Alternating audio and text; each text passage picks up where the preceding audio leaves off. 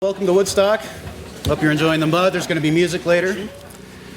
And I am here to talk about the basket maker to Pueblo transition at the Bears Ears. This talk is intended to generate some buzz and maybe some feedback with regard to a paper that is currently in peer review at Kiva. Myself and some of my colleagues have been looking at the archaeology of the Bears Ears Formation itself. This would be Elk Ridge, not Cedar Mesa, where everybody thinks the Bears Ears are. This is a synthesis piece, a summary piece, to try and introduce the archaeology of Elk Ridge into the literature, as it essentially doesn't appear there yet. And while everyone from coast to coast, and even now, after our little to-do in Bluff a couple weeks ago, worldwide, are talking about the Bears Ears, seemingly nobody knows what's actually there. So the effort here represents 3 years of trying to synthesize that archaeology and bring it into the public forum. Now, since this is the first, really the first of the talks about Utah that are going to pop up today, I guess it's on me to sort of introduce the area that I'm working on, as well as the greater area that's going to be talked about subsequently by Natalie, Ben, a couple of others. So Elk Ridge itself is a high uplands plateau. It's in southeastern Utah. It extends about 1,000 feet above the much more well-known Cedar Mesa, just outside of the Monticello Blanding area to the west. Covers an area of about 30-ish thousand acres, roughly, 4,000 known sites, and based on predictive modeling and based on our own experience, a lot of NEPA-driven surveys in the past couple of decades, we suspect there's probably closer to about 10 or 12,000 sites total. And in terms of the history of the investigations of the place, it was first investigated in the 1960s by a guy named John Marwitt by helicopter. Investigated again in the early 1970s by DeBlewis and Green, also by helicopter, but they managed to do a little bit of pedestrian survey to test a predictive model in one small but sort of representative area on Elk Ridge. Concluded that the archaeology up there, while heavily Pueblo 1 in nature, was nothing more than a refuge, a seasonal refuge for people in the lower uplands areas like Cedar Mesa when times got bad. So transient, nothing exciting. Move along, folks, nothing to see here.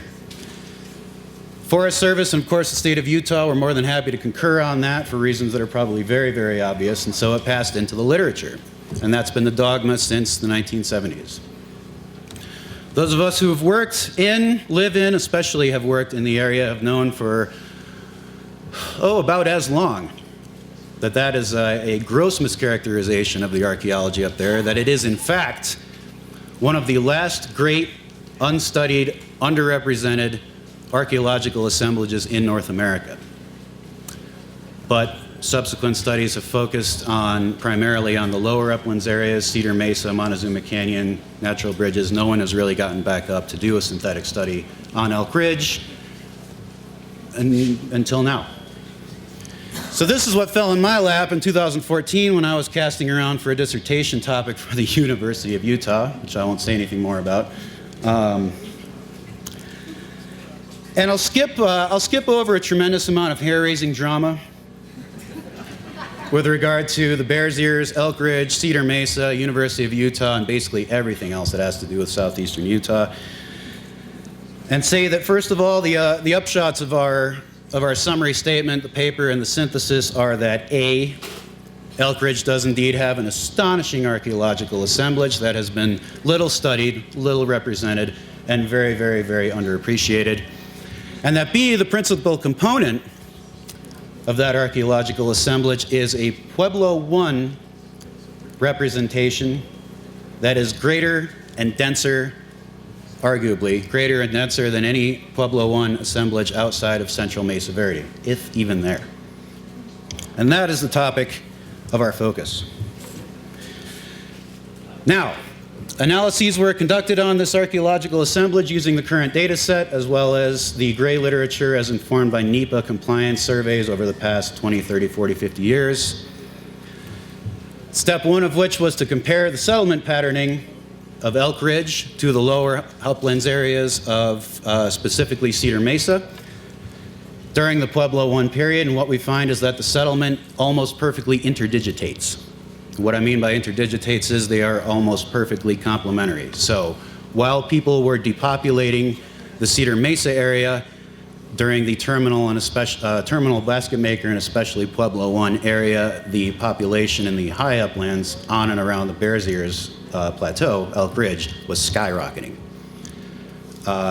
As you move into Pueblo II and further on, populations on and around Elk Ridge tend to dive, and in Cedar Mesa, they once again flourish. So as people were leaving the one, they were either moving directly to or depopulating the area and reoccupying to the high uplands.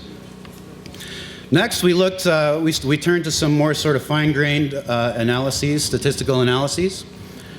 We looked for correlation with elevation and found that the overwhelming majority of Pueblo I sites fell between 1,900 and 2,500 meters above sea level. This was independently verified by random distribution, and falls, given paleoclimatic reconstructions that I'll get into briefly, falls right about where you would optimally expect the best ecological conditions for maize agriculture at that time. We also looked at correlation with precipitation patterns based on NRCS data on precip patterns as isoclines on the landscape, and found that nearly all Pueblo I sites are situated between the 35 and 55 centimeters per year annual rainfall isoclines. Now again, that's the optimum, or falls right around the optimum in terms of water year precipitation for maize agriculture. We then looked for correlation with vegetation and soil types. And in order to explain that, I'll have to diverge a little bit into my other major topic, or my other major research project in the area, which I'll be presenting a poster on tomorrow. And that is myself and colleagues Coltrane, Lipe, Benson, and a few others are attempting to use stable oxygen isotopes in water sources and plant cellulose to reconstruct chemically agricultural strategies in the Cedar Mesa area, the greater Cedar Mesa area. And what we have found preliminarily is that of the three major strategies, floodplain farming, irrigation, and dry farming, everybody in this region was relying specifically and solely on dry farming. And the strategy, as we have been able to discern it in Cedar Mesa and Elk Ridge, is that folks would take their maize seed, their corn seeds, right, and they'd plant it deep, deep in the soil, about 12 to 18 inches, based on the ethnography, to take advantage of stored soil moisture from the winter to sprout, germinate, and sustain the plants until the monsoonal moisture can come and allow them to grow up, fill their cobs, and do all those expensive things.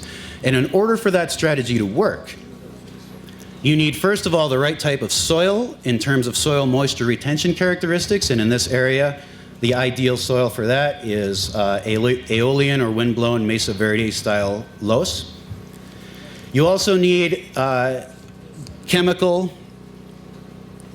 and other soil characteristics conducive to planting the maize crop, and the best way to discern that, and this again comes from the ethnography, is to look for what are called proxy plants. So while these deep aeolian windblown Mesa Verde type loess that are best for soil moisture retention are indicated by pinyon juniper stands, where also you find large sagebrush growing in proximity to rabbit brush, there you find your ideal spot to practice this particular type of dry farming in this area. Now, turning back to Elk Ridge. Bearing all that in mind, we looked then for a correlation between the Pueblo I fluorescence on Elk Ridge, the site distribution specifically, and the soil type and the vegetation type that's present there. And guess what? We find that nearly all of them are built on or in close proximity to these deep aeolian loess, and that there is very, very strong correlation not only with pinyon juniper strands, but also with the proxy plants as we have identified them. And finally, and most importantly, I looked at PDSI data. That's Pacific Decadal something, I don't know. Anyway, paleoclimatic data that was generously provided to me, my colleagues, and I by Larry Benson.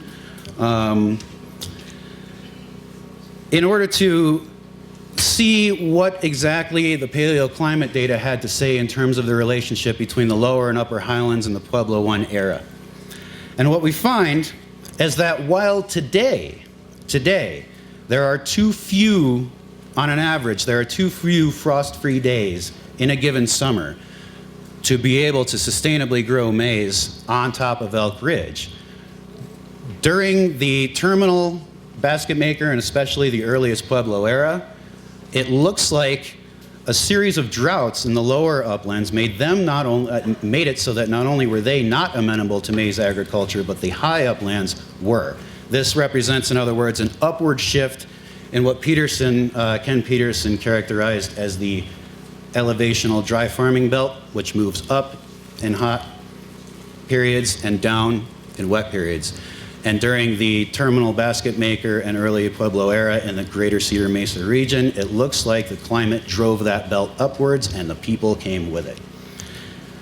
Now, in summary, the story as it stands is that the Bears Ears region experienced climatic instability at the terminal basket maker that inspired people living on and around places like Cedar Mesa to either A, wholesale abandon their settlements and move straight into the uplands, looking to the twins, as you'll actually find in Puebloan mythology, in order to be able to sustain themselves in the high uplands up and around Elk Ridge, or as certain colleagues of mine believe, and I think they're probably right, they first altogether abandoned the area and then reoccupied and moved into the high uplands area, again looking to the twins to find a place to grow and sustain their communities.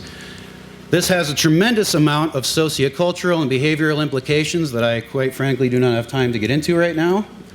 But again, the paper is working its way through peer review right now, so it'll be out soon enough. And if you have any questions, I might have time to address those.